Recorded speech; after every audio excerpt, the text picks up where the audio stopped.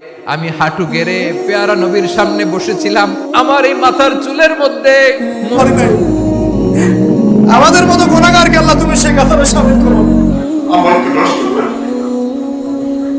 বন্ধুরা, আজকে আমরা দেখবো আমাদের প্রিয় হুজুররা কি এমন ওয়াজ করতেছিল যে তারা মাঝপথেই কেঁদে দিল। তাই আপনারা যদি হুজুরদের ভালোবেসে থাকেন তাহলে ভিডিওটা সম্পূর্ণ দেখুন। তো চলেন শুরু করা যাক আজকের ভিডিও। প্রথমত এখানে এই হুজুরটি মায়ের ওয়াজ করতেছিল, ঠিক তখনই তার নিজের মায়ের কথা মনে পড়ে যায়। তারপর পরে হুজুরটি অঝরে কেঁদে দেন।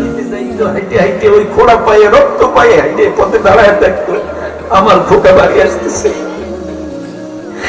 কিন্তু আজকে 9টা বছর হয়ে গেল, আমার মা আর মাঝ রাস্তায় এসে দাঁড়ায় না। সর্বশেষ এই হুজুরটি বলল, আমার আম্মু নেই, আমি বুঝি আম্মু না থাকার কি জ্বালা। তাই আমাদের সবার উচিত আমাদের আব্বু আম্মুকে দেখে শুনে এবং যত্ন করে রাখা।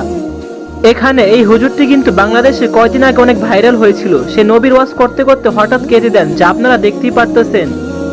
দাঁড়াইয়া পড়তেছো, চোখ বন্ধ করে যারা হজে গেছো, মনে মনে নবীর রওজার সামনে দাঁড়াইয়া যাও। সুবহানাল্লাহ। আসলে ভাই, যারা নবীকে ভালো মতো চিনে এবং জানে তারাই কিন্তু নবীর জন্য অনেক কাঁদে। কান্না দেখে আমারও কান্না চলে আসছে। আমি মাহফিল শেষ করে আমার কুমিল্লাস্ত বাসার দরজায়। বন্ধুরা, এরপরে হলো আমাদের সবার প্রিয় আজহারি, যে কিনা বিশ্বনবীর হাদিস পড়তে গিয়ে কেঁদে দেয় এবং সেখানে থাকা সাধারণ শ্রোতারাও কিন্তু তার সাথে সাথেই কেঁদে দেয়। আবু মাহাজুরা বলে, আমি হাঁটু গেড়ে পেয়ারা নবীর সামনে বসেছিলাম, আমার এই মাথার চুলের মধ্যে মুবারক হাত লাগিয়ে বিশ্বনবী নিজে আমাকে আজানের প্রতিটা বাক্য শিক্ষা দিয়েছেন। বিশ্বনবীর মুবারক হাত, পবিত্র হাত আমার মাথার চুলের যেই জায়গায় লেগেছে, আমি চাই ওই চুলগুলা নিয়ে আমি আমার কবরের ভিতরে যাব।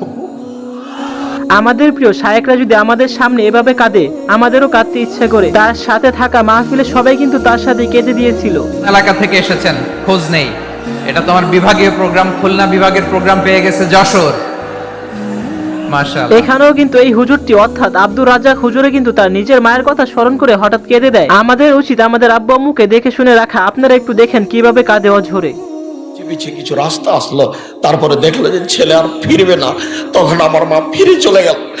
তুমি তাকে ক্ষমা করো, তার কবরের শাস্তি তুমি মাফ করো।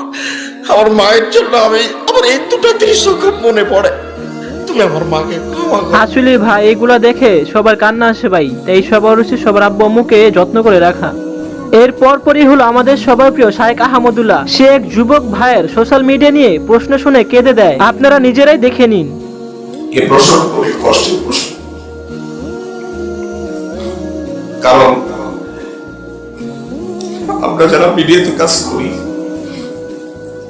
আল্লাহ মাফ করুন, ইখলাস আমাদের জন্য অনেক কঠিন। মানুষের কাছে বাহবা পাওয়া, মানুষের হুজুর, আপনারা সবসময় সত্য কথা বলবেন, ইনশাআল্লাহ আল্লাহ আপনাদের সাহায্য করবে, হোক সোশ্যাল মিডিয়া হোক সরাসরি লাইভে। আমরা সবাই আপনাদের সাথেই আছি। এরপরে হলো আমাদের সবার প্রিয় আবু তোহা আদনান ভাই, যে কিনা ফিলিস্তিনি ভাই বোনদের সাহায্য করতে না পারায় ওয়াজে কেঁদে দেন। আহারে ভাই, ব্যাপারটা ভাবতে অনেক কষ্ট লাগে। আপনারা একটু দেখে নিন, আমার তো পুরা কান্না চলে আসছে। আশা করবো আল্লাহ পাক যেন ওই ক্ষমাপ্রাপ্ত বান্দাদের মধ্যে আমাদের মতো গুনাহগারদেরকে শামিল করে। আমরা কিছুই করতে পারিনি আল্লাহ, রমজান মাসে আমরা কিছুই করতে পারি নাই। আমাদের মতো গুনাহগারকে আল্লাহ তুমি সেই কাতারে শামিল করো। পুরো রমজানে আমরা আমাদের গাজার ভাইদের জন্য কিছুই করতে পারি নাই, একটা টাকা সাদাকা পাঠাতে পারি নাই, ওদেরকে একবার খাবার দিতে পারি নাই। আসলে ভাই, প্রত্যেকটা হুজুরের এরকম চিন্তা ভাবনা থাকা উচিত। তিনি কি নেক বিষয় নিয়ে কাঁদলেন। সর্বশেষ এখানে হুজুরটি যুবকদের আল্লাহর পথে ফিরে আসতে বলে কেঁদে দেন, যা আপনারা দেখতে পারতেছেন সরাসরি।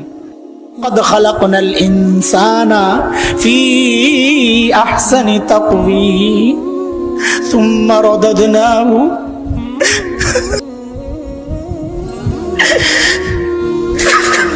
তো বন্ধুরা, আজকে এই পর্যন্তই। আর আপনাদের পছন্দের হুজুরের নাম কি আমাকে অবশ্যই কমেন্টে জানাবেন। আর সবাই ভিডিওটাকে লাইক আর সাবস্ক্রাইব আর পাশে থাকা বেল আইকনটি অন করে দেন। তো আজকে এই পর্যন্তই, আল্লাহ হাফেজ।